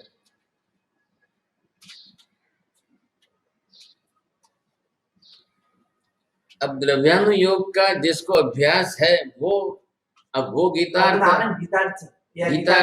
और उनके निश्रा में रहने वाला दो। आप तो ये नहीं बोल रहे, आप तो बोल रहे जिसको द्रव्यानुयोग का अभ्यास है और जिसको राग है। या तो द्रव्यानुयोग डॉक्टर खुद गुणी और जो जिसने अभ्यास किया और जिसकी निष्ठा में रहकर जो अभ्यास कर रहा है, अब ये तीनों दोनों को छोड़ करके तीसरे में जाए तो ये विषय यहाँ पर आप अगर इस तरह से भी है तो बरोबर है। આને એવું લખ્યું કે આના જણે એક રસે પાપ કીધો લખો દ્રવ્યાની ઉપર વિશેષ ગુણ સામાન્ય રીતે લાગે એ બે વગર ત્રીજો સાધુ નથી સાધ એટલે સાધુ નહીં हाँ बराबर है। तीसरा साधक जो है वो अगर इसके सिवाय का सोचता है तो ये अगर बात भी बैठती है तो ज्ञान के बिना का चारित्र आप इन दोनों को लो। ज्ञान और चारित्र इन दो के सिवाय तीसरा विकल्प नहीं रखना है। साधक के लिए यही दो मुख्य है, एक ज्ञान में आ गया, एक चारित्र में आ गया। કારણ તો બે જ્ઞાન માં आप बरोबर है ना, आप दोनों लो इसमें, लेकिन अनुसंधान जो चल रहा है બે पिछले श्लोकों से जो अनुसंधान चल रहा है वो इस आप अलग से उनको अपने अर्थ में बैठाओ, ये भी अलग है, अच्छा अर्थ है बैठता है उसके साथ जोड़ो। अब यहाँ पर अगर शास्त्रों में जिस तरह से ऋषि सूत्र आदि गीतार्थ बनने के लिए मुख्य कहा है तो उसके अंदर भी मुख्य हेतु कहने का ये है। इसका मतलब ये नहीं कि दोष आदि हमारे लिए ग्राह्य है, सेव्य है, सेवन करने योग्य, ऐसा नहीं। लेकिन इसमें से चलकर हम वहां तक अगर जाते भी है, पहुंचते भी है, क्या है तो एक जब भी कभी विवक्षा करके किसी का मुख्य भाव से विवक्षा करो तो दूसरा तो गौण होता ही, लेकिन गौण को सर्वथा निषेध नहीं किया, ख्याल आया कि नहीं। मुख्य गौण भाव से आप चल सकते हो। अब एक कारणी गुरु चरण अधीन समय समय इणी योग लीन साधु जे क्रिया व्यवहार तेहज मोटो आधार। अब इन दोनों के अंदर यहाँ पर ये गुरु चरण और गुरु के अधीन निश्रा में रहने वाला। अब अगर आपने इस तरह से दोनों को समान रूप में भार दिया है, महत्व दिया है, तो दोनों तरते गुरु के साथ में उस प्रकार का काका यह छे गुरु के साथ में अगर वो उस प्रकार के लक्ष्य को लेकर के चले, समझे कि नहीं, तो एक तो स्वयं जो है वो अपनी सदगुरु को समझता है, उनके अधीन रहता है, निश्रा में रहता है। अगर समय समय योग लेन हर क्षण प्रतिपल अगर वो इस योग के अंदर तल्लीन है, अब इस योग मुझे छोड़ना नहीं है। सीता अगर उस लक्ष्मण रेखा के अंदर रही होती तो उसका कोई अपहरण नहीं होता, लेकिन वैसे ही साधु अगर अपने इस निश्रा को छोड़ दे, एक तरफ ये अर्थ करो, दूसरी तरफ अनुसंधान का अर्थ बैठा है कि वो द्रव्यानुयोग चरण करना जो दो में से छूट जाए तो जैसे सीता ने लक्ष्मण रेखा तोड़ी कि वो उसका अपहरण हो गया, वैसे यहाँ पर गुरु अधीनता छोड़ी, गुरु निश्रा छोड़ी और द्रव्यानुयोग चरण करनानुयोग का रस जिसने छोड़ दिया, अब वो रस छोड़ गया तो फिर वो बाहर चला जाएगा। तो ये के समय समय आपको प्रतिक्षण उस योग के अंदर लीन तो रहना ही है ताकि आप अपना योग उसमें से छोड़ो जी। आप संयोग से जो योग बन चुका है अगर उसमें से आपने अपनी तल्लीनता घटा दी तो फिर तकलीफ हो जाएगी। तो ये योग उसके साथ जो बना है एक कारणी, अब पिछले वाला वो कारण लो और उस कारण से जो गुरु चरण और अधीनता गीतार्थता और उनकी निश्रा, ये दोनों जो है प्रतिक्षण अगर उस योग को वो समान रूप से अपने आप में अपने को उसमें लीन करता है, साधु जे क्रिया व्यवहार। अब द्रव्यानुयोग समझकर ज्ञान के अनुरूप वो अपनी तरह से जिस प्रकार के जैसे क्रिया व्यवहार में तल्लीन रहता है, तेह जम मोटो आधार, बहुत बड़ा आधार है ये। अब हमारे लिए जो है वो सबसे बड़ा आधार इसको बनाया गया, तो हमारा जीवा साधक लोगों के लिए ये सबसे बड़ा आधार बनता है। मतलब किसका, पहले ये हेतु दोनों के साथ जोड़ो। अब द्रव्यानुयोग के अंदर आसक्त और उसका साधु का क्रिया व्यवहार उस प्रकार का चले, दोनों ही बलवत्तरता दोनों की समान अर्थ में है। अब ये बलवत्तरता आपने दोनों की समान रूप में बनाई और दोनों शुद्ध रूप में समान रूप में साथ में जिसने चलाए, तो यहाँ पर ये भी सोच लो कि द्रव्यानुयोग के साथ गुरुपने को और चरण करनानुयोग आश्रित निश्रा में आराधना को क्रिया व्यवहार, तो ये भी आ गया कि आप ज्ञान के अनुरूप आपकी क्रिया को बैठाते हो कि नहीं, आपका व्यवहार आपका निश्चय के आधार पर बैठता है कि नहीं। अब व्यवहार प्रवृत्ति बाहरी व्यवहार की प्रवृत्ति में जिस तरह से हो, जैसे भी आप कर रहे हो, करते समय आपके इसमें तल्लीनता किस प्रकार की कैसी है, योग आपने कैसा बनाया है इसके अंदर, ये आप बरोबर देखोगे तो आपको ख्याल आएगा। तो ये साथ में अगर जोड़ दिया जाए तो परंपरा में दूसरे जीवों के लिए ये आधार बन रहा है, ख्याल आया कि नहीं?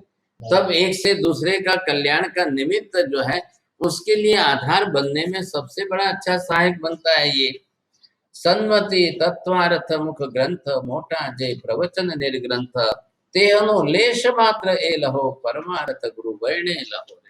अब देखिए बड़े बड़े ग्रंथों की मुख्य बात जब इन्होंने की तो सन्मति सूत्र है और तत्वार्थ सूत्र है, ये दोनों ही बड़े ग्रंथ हैं। अब तत्वार्थ सूत्र के 10 अध्याय बनाए तो एक आधा विभाग उन्होंने ज्ञान का भी दिया है, पहले ही ज्ञान की शुरुआत की, फिर आगे उन्होंने आश्रम संवर के भी अध्याय लिखे, बंध का भी स्वरूप लिखा, मोक्ष का 9 तत्व के आधार पर ही पूरा तत्वार्थ सूत्र है। अब उसके अंदर ज्ञान का विभाग कितना प्रकरण रखा है और सामने सब जो है कि समझाया है वो भी उन्होंने चरण करनानुयोग का। हमने जो कल बात की थी कि जीव अजीव तो मूलभूत द्रव्य के रूप में है और इधर बाकी के पुण्य पाप आश्रम सम निद्रा बंध मोक्ष तत्व के रूप में है, उनका भी स्वरूप तो है कि नहीं, तो वो भी उतना ही तत्वार्थ सूत्रकार बरोबर इस महत्व को देते हुए पूरा वर्णन कर, आश्रम की प्रक्रिया समझाते हुए पूरा अध्ययन, संवर का स्वरूप समझाते हुए विस्तार से सूत्र, निद्रा का स्वरूप समझाते हुए, क्योंकि नहीं तो मोक्ष साधन नहीं होगा, तो मोक्ष कैसे साध्य होगा आपका, वो भी हेतु उसमें इस प्रकार से स्पष्ट किया, ये सबसे बड़ी विशेषता थी। तो ये जो हेतु इसमें रखा है भाई, इनका कहना है बड़े बड़े जो मुख्य ग्रंथ है और मोटा जे प्रवचन निर्ग्रंथ, अब ऐसे प्रवचन सारोद्धार भी ग्रंथ है उसमें, अब निर्ग्रंथ महामुनि जो है जिस प्रकार से इन ग्रंथों को लेकर अभ्यास करके अगर आगे बढ़ता है तो उनको ये प्रवचन जिनेश्वर का शास्त्र द्रव्य गुण और पर्याय का जो एक अंश मात्र है, तेहनो लेश मात्र एलो, अब इन सब का समावेश करके इन्होंने जिस द्रव्य गुण पर्याय रास की रचना की है ये तो उनका एक अंश है, लेश मात्र। अब ये यशो विजय महाराज अपनी तरफ से कह रहे हैं इतने बड़े बड़े ग्रंथ होते हुए भी मुझे इसकी जरूरत क्या पड़ी रचना करने की, क्यों लिख रहा हूं मैं, मेरा उद्देश्य क्या। तो इन बड़े बड़े ग्रंथों में से मैंने भी सार सार लेकर के ही प्रवचन, मतलब यहाँ जिनेश्वर परमात्मा का जो शासन शास्त्र आदि उसमें से लेकर के ये छोटा सा मैंने सारभूत ग्रहण करके ये जो बनाया है, तेहनो लेश मात्र ए लहो परमार्थ गुरु वैणे। अब जो है इसका परमार्थ तो गुरु वचन से ही आप समझ सकोगे, गीतार्थों से ज्ञान मिलता है, गुरुगम से ज्ञान मिलना चाहिए। अकेले अकेले अगर आपने पढ़ करके कुछ दिमाग में बैठा दी और वो सर्वांगीण सर्व नय युक्त नहीं होगी तो वो बात भी एकांतिक बन जाएगी और एकांतिक बनने पर वो भी कल आपके लिए मिथ्या वचन बन जाएगा। ऐसे बहुत है कि जो गुरुगम को प्राधान्यता नहीं देना चाहते हैं तो गुरुओं से परंपरागत रूप से वो ज्ञान को प्राप्त करना नहीं चाहिए, नहीं ग्रंथ की क्या जरूरत है, नहीं गुरुओं की क्या जरूरत, मैं अपने आप पढ़ लूंगा, क्या जरूरत है गुरुओं की, वो ऐसे हैं वो वैसे हैं वो ऐसे हैं वो वैसे हैं।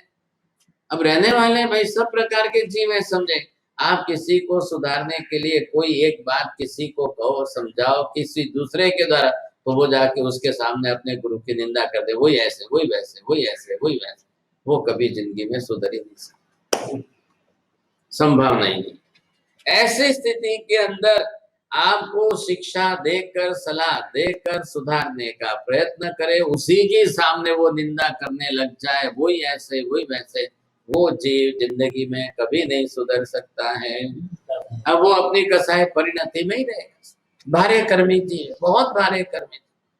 ऐसी स्थिति के अंदर परमार्थ गुरु बहने लो भाई। अब मैं रास तो लिख रहा हूं, यशोवी जी महाराज इन बड़े बड़े ग्रंथों के होते हुए वो अपनी तरह से रास लिख रहे हैं। तो कभी किसी ने कोई पूछ ले कि बाबू जी इतने बड़े बड़े ग्रंथ है और आप क्यों ये लिख रहे हो, क्या कर रहे हो, तो क्या आप अपने ग्रंथ लिख करके बड़े ग्रंथों की अवहेलना कराओगे? नहीं। एक प्रश्न है, इसलिए सोचो। आप कब हो रहे हैं? 17वीं शताब्दी में। वो महात्मा सब काम हुए हैं, इतने आगम बने हुए हैं, सन्मति तर्क जैसे ग्रंथ बने हैं, उमा स्वाति जी ने तत्वार्थ बना दिया है, तो आप नया क्या कर रहे हो उसमें से? लेकिन तत्वार्थ इतना संक्षिप्त सूत्रबद्ध है कि उसमें उत्पाद व्यय द्रव्य युक्तम सत इतना कह करके छोड़ दिया। भाष्य है ना, अब उसके ऊपर ये अपनी तरह से वर्णन करेंगे, तब जाकर के इतना ग्रंथ बने। भाष्य है, उस पर टीका है, भले है ना, तो ये अपनी तरह से सोच विचार करके एक संक्षिप्त सारभूत दे रहे हैं। तो गुण पर्याय द्रव्यम और उत्पाद व्यय द्रव्य युक्तम सत, दो सूत्र ही इस ग्रंथ के मुख्य आधारभूत हैं। ये दो सूत्र जो है केंद्र में है, इन दो के ऊपर ही पूरी त्रिपदी बनती है, इन दो के ऊपर ही पूरा ये द्रव्यानुयोग का राज बना है। इन दो के ऊपर में से भी उत्पाद व्यय को लेकर के उपाध्याय जी महाराज उत्पाद आदि सिद्धि का एक अलग से और ग्रंथ बना रहे। अब वो सिद्धि कर रहे हैं, उत्पाद आदि सिद्धि ग्रंथ का नाम दिया है। कैसे पदार्थों का उत्पाद व्यय होता है और पदार्थ का मूल द्रव्य रूप में कैसे सिद्ध होता है और ध्रुव रूप में वो कैसे रहता है, ये पूरा अधिकार उन्होंने उस ग्रंथ में दिया है, विस्तार से दिया है। तो वो वहां पर एक एक बात को छोटी छोटी खोलते खोलते विस्तार करते करते इतने प्रमाण में खोलेंगे तब जाकर के बात स्पष्ट होगी, नहीं तो नहीं होगी। एक बात अगर गहन है तो उसको खोलनी है तो उसको लिए दृष्टांत भी देने पड़ते हैं। अब वो दे करके उस बात को ही सिद्ध करना है, करना वही है, लेकिन इस तरीके से करना है।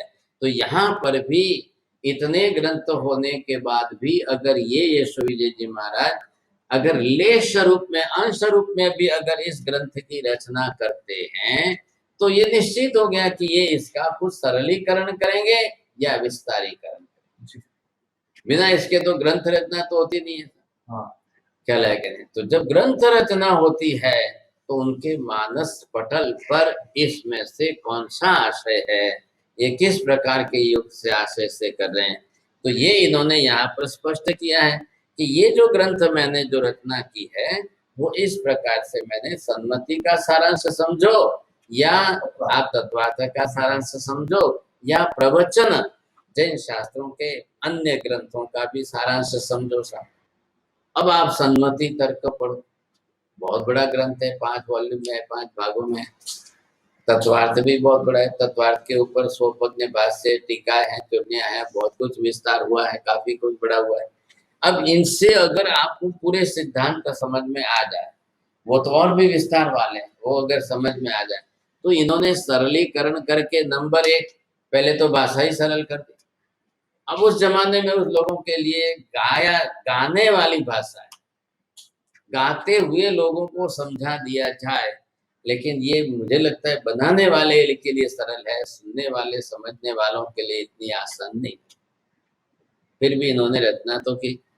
अब दूसरे नंबर पर पदार्थ सरल करे तो वो है सरल होती है, भाषा सरल कर दी। भाषा भी एक माध्यम है ना, अगर आपके पास पदार्थ कठिन भी है लेकिन भाषा अगर सरल है तो वो समझ में आए। पदार्थ सरल है और भाषा जटिल कर दी। कठिन होना और जटिल होना में फर्क है। नव्य न्याय की भाषा जटिल कर दी। जटिल मतलब जिसको गुजराती में कहते हैं कि गूंचवाड़ा वाली भाषा। अब वो कैसे कर दी उन्होंने, अवच्छेद का अवच्छेदकत्व, हाँ, अब उसका व्यवच्छेद अवच्छेदक करते उसका अवच्छेदक कैसे। अब सीधी सी बात है कि यहाँ पर घड़ा पड़ा है, लेकिन अब उसको इस भाषा में नहीं कहकर वो घुमा करके 10 वाक्य बोलेंगे तब इस बात को कहेंगे यहाँ घड़ा पड़ा है। तो ये खाली उनका बुद्धि विलास है। बुद्धि विलास करके आप पदार्थों के स्वरूप को स्पष्ट नहीं कर रहे हो, भाषा विलास कर रहे हो। यहाँ शास्त्रकार भगवंतों ने भाषा विलास नहीं किया है, यहाँ पदार्थ का विस्तारीकरण किया है। एक ग्रंथ बनता है तो इस दिशा में बनता है, तो उन्होंने पदार्थ का विस्तार कितना किया, कैसे किया, तो पदार्थ में अर्थबोध आदि का विस्तार करके किया और परमार्थ गुरु वैणे लो भाई। अब इसका परमार्थ समझना है आपको तो गुरु वचन से ही समझ में आएगा। गुरु वचन उसके लिए मुख्य आधारभूत है, तब आप उन पदार्थों को स्पष्ट कर पाओगे, नहीं तो स्पष्ट करने में मुश्किल आएगी। अब इनको द्रव्यानुयोग को विशेष रूप से और इसको ज्यादा और प्राधान्यता देने का मुख्य कारण क्या बना? एक तो जो है द्रव्यानुयोग तीर्थंकर भगवंतों द्वारा प्रचित है, मूल उद्गम उनका द्रव्यानुयोग।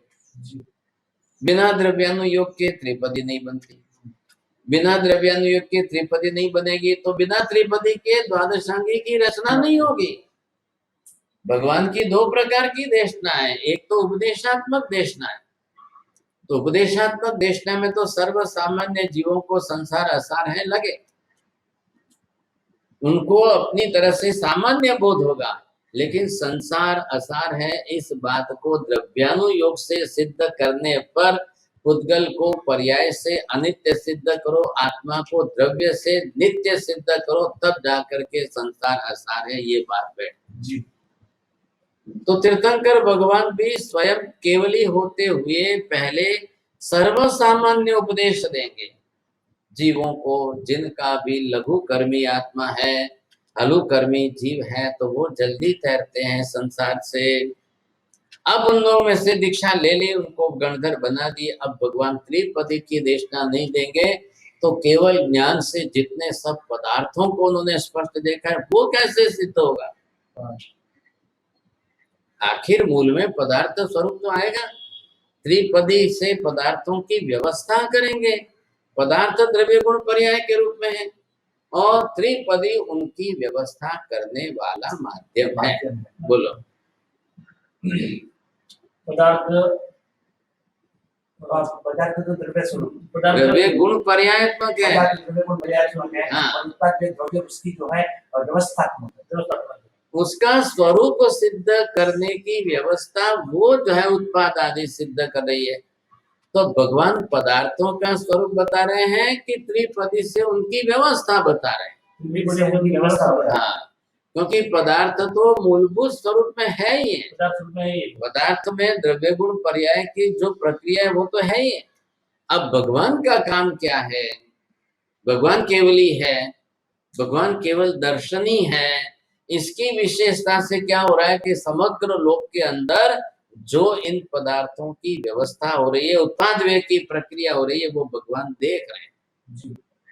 केवल दर्शन से देख रहे हैं कि 14 राजलोक के अंतिम केंद्र पर, अंतिम किनारे पर भी धर्मास्तिका है, अधर्मास्तिका है, वहां पर कौन सा जीव है, कौन सा पुद्गल का परमाणु है, वहां किसका उत्पाद हो रहा है, किसका व्यय हो रहा है, ये केवल दर्शन से देख रहे हैं। वो केवल ज्ञान से जान रहे हैं, तब जाकर के उसका तालमेल बैठा कर जगत के जीवों को समझा रहे हैं। समझाने के लिए भगवान को जिस भाषा माध्यम का उपयोग करना पड़ा, उसमें उन्होंने स्यादवाद से सप्तभंगी युक्त भाषा का प्रयोग किया और उसको आंशिक समझने की वृत्ति वाले लोगों के लिए नयवाद की पद्धति कह रहे हैं। भगवान नई बात नहीं कह रहे हैं, भगवान को स्यादवाद सप्तभंगी से व्यवस्था कर रहे हैं, लेकिन समझने वाले, देखने वाले लोग वो इतना ही कहता है, वो इसमें इतना ही कहता है, ऐसे जगत के जीवों के दृष्टिकोण को नए कहा है। जगत के दृष्टिकोण, हाँ, नयवाद अज्ञानी के लिए, अल्प ज्ञानी के लिए है, सर्वज्ञ के लिए स्यादवाद अनेकांतवाद ही है। वो अपनी तरफ से एक साथ में समस्त पदार्थों को देखते जानते हुए भी भाषा के अंदर जो है जिस तरह से कहेंगे, तब भाषा को सापेक्ष शब्द से जोड़कर सप्तभंगी बनाना। नई बात क्यों अज्ञानी के लिए? वो अंश ही ग्रहण करता है, वो संपूर्ण तत्व की बात भी नहीं करता है। एक नए पकड़ लिया तो वो नयवादी अज्ञानी हो गया। अब अज्ञानी का अर्थ अल्प ज्ञानी भी है और अज्ञानी का अर्थ ज्ञान के अभाव वाला भी है, ख्याल है कि नहीं? तो यहाँ पर उसको तो इतनी सी बात पकड़ती है, गच्छति इति गौ, वो गाय चलती होगी तभी मैं गाय कहूंगा, नहीं तो नहीं। अब वो बैठी हुई तो गाय कहने को तैयार नहीं है, वो चलती होती है। चरति इति, गच्छति चरति उभयम, अब वो चरती हो तो गाय के नाम, और वो नींद लेकर सोती हो तो ये क्या, एक एक नए वाले शब्द, नए वाले। अब वो एक बात को पकड़ के बस नहीं, मैं तो उसको ही गाएगा, मैं तो उसको ही गाएगा, अब वो दूसरी बात में कहने को ही तैयार नहीं है। ये प्रक्रियाएं जो है वो होनी है, तो वो नए बात का काम क्या है, आंशिक पकड़ करके अपना दृष्टिकोण बनाना, ये नए बात का। इसलिए लोग अपनी अपनी तरह से सब एक एक नए वाले दर्शन बन गए, एक एक नए वादे अलग अलग। नैयायिकों ने एक दर्शन मतलब एक दृष्टिकोण अपनाया, मीमांसकों ने एक दृष्टिकोण बनाया, चारवाक तो साफ कहने है ही नहीं, कुछ छोड़ो ये सब बातें ही छोड़ो साहब, उसने अपना एक दृष्टिकोण बना लिया, तो वो अंशवादी।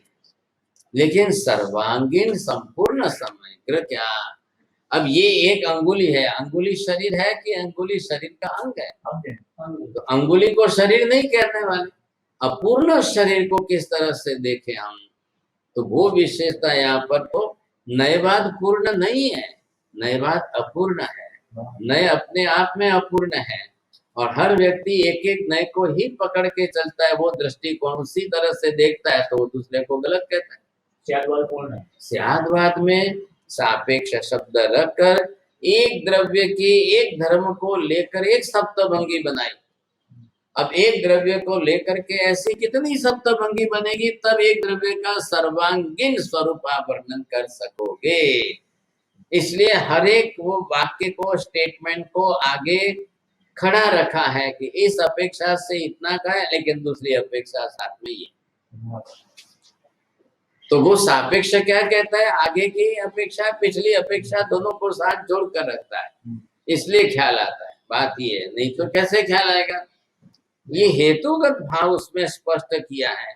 तो यहाँ पर द्रव्यानुयोग, द्रव्यानुयोग से त्रिपदी की व्यवस्था, त्रिपदी में उत्पाद आदि की व्यवस्था, उत्पाद आदि से द्वादशांगी की व्यवस्था, द्वादशांगी से संपूर्ण शास्त्रों की व्यवस्था, और द्वादशांगी में त्रिपदी के पदार्थ जो है तो उसी को लेकर द्रव्यानुयोग की व्यवस्था।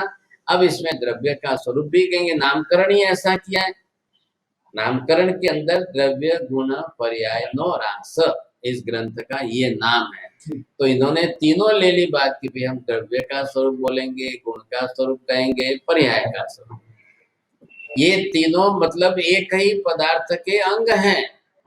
तो हम एक को छोड़े और दूसरे को नहीं, एक को ले और दूसरे को नहीं, ऐसा भी नहीं करना है, तीनों को साथ में जोड़कर ही बात करेंगे, तब जाकर एक पदार्थ का पूर्ण स्वरूप तैयार होगा। आपने आत्मा की बात ली, आपने आकाश की बात ली, आपने पुद्गल की बात ली, लेकिन उसमें भी द्रव्य क्या है, उसका गुण क्या है, उसके पर्याय क्या है, ये तो लेना पड़ेगा। इस तरह से यहाँ पर ये महात्मा आज जो है ये पहली ढाल यहाँ पूरी करें। पहली ढाल का सारांश कितना बन रहा है, द्रव्यानुयोग प्राधान्यता, गण चरण करणानुयोग की गौणता, इसको गौण करके उसके दोष को आप बड़ा रूप न दे करके भी द्रव्यानुयोग को साधने की पूरी कोशिश करें। क्या है, अब जब प्राधान्यता बता रहे हैं तो मुख्य गौण भाव लाया इन्होंने, कोई निषेध कहीं पर भी नहीं किया है, रत्ती भर भी निषेध नहीं किया है, लेकिन जीव खाली चरण करणानुयोग में ही बैठे रहें और वो इसी को मोक्ष मार्ग मान ले, ऐसा न करे, इसके लिए इन्होंने दोनों को साथ में साधने की विचारणा बनाई। एक तरफ तो जो है ये इन्होंने लिखा द्रव्यानुवाद, इसके सामने ये दूसरा चरण करणानुयोग, अब इन दोनों के साथ में मिलाकर गौण भाव से जो है धर्म कथानुयोग, और जब गिनने आदि की बात आए तो गणितानुयोग, तो ये इसके अंग बन गए। और ज्यादा करके अगर आप इसको करो तो ये भाव अलग बन जाएगा कि द्रव्यानुयोग के विषय में गणितानुयोग और चरण करणानुयोग के विषय में धर्म कथा। ऐसा उत्तम चारित्र पाला, ऐसा उत्तम चारित्र पाला, ऐसे उत्तम तपस्या की, ऐसे उत्तम क्रिया करते, कभी धन्ना जी का दृष्टांत दे देंगे, कभी शालिभद्र जी का दे देंगे, कभी जाकर के इलाची कुमार का दे देंगे, कभी प्रसन्न चंद्र, तो धर्म कथा भी सब उनके साथ जोड़े। लेकिन द्रव्यानुयोग का विषय आएगा तो गणिम, गणना करने का, तो गणना आदि के विषय में लिया। अब ये भी लो और इधर से ये भी लो, अब दोनों को साथ में जोड़ करके आप मोक्ष का मार्ग बनाओ, तो ये ज्ञान क्रियाभ्याम मोक्षः, न तो केवलेन दर्शनेन न तो केवलेन चरणेन। ख्याल है? अकेले दर्शन से भी नहीं, अकेले चारित्राचार से भी नहीं, तो ये दोनों को मिलाया, दोनों को जुड़ा साथ में, तब जाकर। अब आगे जब दूसरी ढाल शुरू करेंगे तो सीधे विषय पर आएंगे। जो विषय है द्रव्य गुण पर्याय, तो उसका मुख्य विषय है, वहां से शुरुआत होगी। अभी तक इन्होंने खाली एक प्रवेश के अंदर इसका महत्व समझाया, ताकि प्रवेश करने वालों को, पढ़ने वालों को एक अपना मानस बनाना है, रस रुचि तैयार करनी है, और वो रस रुचि तैयार करके उनके साथ में उनको फायदा हो, तो ये हेतु उन्होंने जोड़ा है। अब आप ये देखिए कि इसके साथ में हमको, अगर आपको सम्मति तर्क उपस्थित है तो उसके पदार्थ जुड़ जाएंगे, क्योंकि ये महात्मा तो गुजराती लिख रहे हैं, तो व्याख्या भी देंगे तो गुजराती में बना कर देंगे। हम भाषा को प्राधान्यता न दें। भाषा कौन है? गुजराती व्याख्या मिल जाए, तत्वार्थ का सूत्र जोड़ दो, क्योंकि सूत्रीकरण जो संक्षिप्तीकरणम इति सूत्रीकरणम, नियम ये है कि आप विस्तार में से संक्षिप्तीकरण करने के उद्देश्य से सूत्र बनाते हो। सूत्र में आपको अंश छोड़ना नहीं है, लेकिन अर्थ में वो विस्तृत हो जाएगा। अपन संक्षिप्तीकरण किस लिए? स्मृति, जिसको स्मृति बनानी है उसका स्मृति में रख करके जब भी चले जाए तो चिंतन मनन करने लग जाए। आप कल 1 किलोमीटर दूर गोथरी लेने गए, आए 1 घंटा लग गया, तो जाने आने में सूत्र को लेकर के चिंतन करते जाओ, तो उपयोग भाव उसमें चले। 1 घंटा तो बीतने वाला है, जाने आने में ही जा रहे हैं समय, तो फिर आप जो है उसका लक्ष्य क्यों नहीं रखो? जैसे महासतुस मुनि को सूत्र दिया कि आप गोथरी जाते हो आते हो, तो ये महारुस मातुस इतना भी सूत्र पाठ करो। अब उनका क्षयोपशम इतना अधिक नहीं था कि वो सूत्र भी पाठ कर सके, तो वो अर्थ उनको बैठ गया था, अर्थ चिंतन में ले गए साहब, वो अर्थ का चिंतन रहा और सूत्र का उनको भारी अंतराय रहा। तो सूत्र उनका शुद्ध नहीं भी हुआ, लेकिन वो अशुद्ध सूत्र बोलते हुए भी भाव अर्थ का शुद्ध रखते, तो उनको केवल ज्ञान हो गया। अगर नहीं तो संभव नहीं था। सूत्र शुद्ध था, लेकिन अगर अर्थ भाव शुद्ध नहीं बनता तो ये परिणाम नहीं आता। अब मुझे लगता है पहले अध्याय में इस ढाल में कोई आपको प्रश्न भी नहीं होंगे ज्यादा, क्योंकि जो विषय है उसकी महत्ता ही समझाई। अब मुख्य विषय जब शुरू होगा, पहले ही द्रव्य स्वरूप क्या है इसकी व्याख्या आएगी, क्या रहेगा, तो वो जैसे ही सूत्रीकरण स्पष्ट होता है तो अर्थ उसमें साथ में जुड़ जाएगा।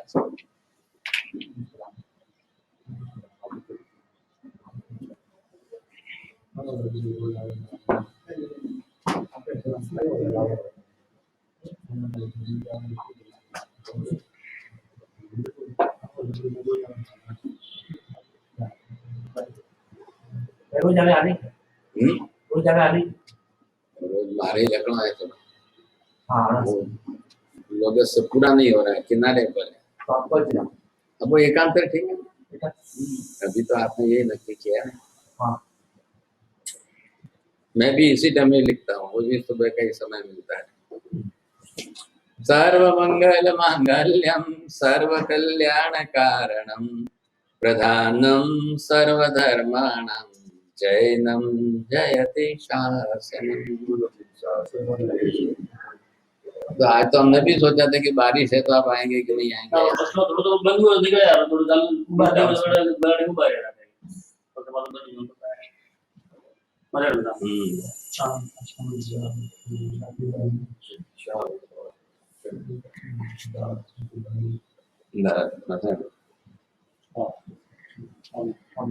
देव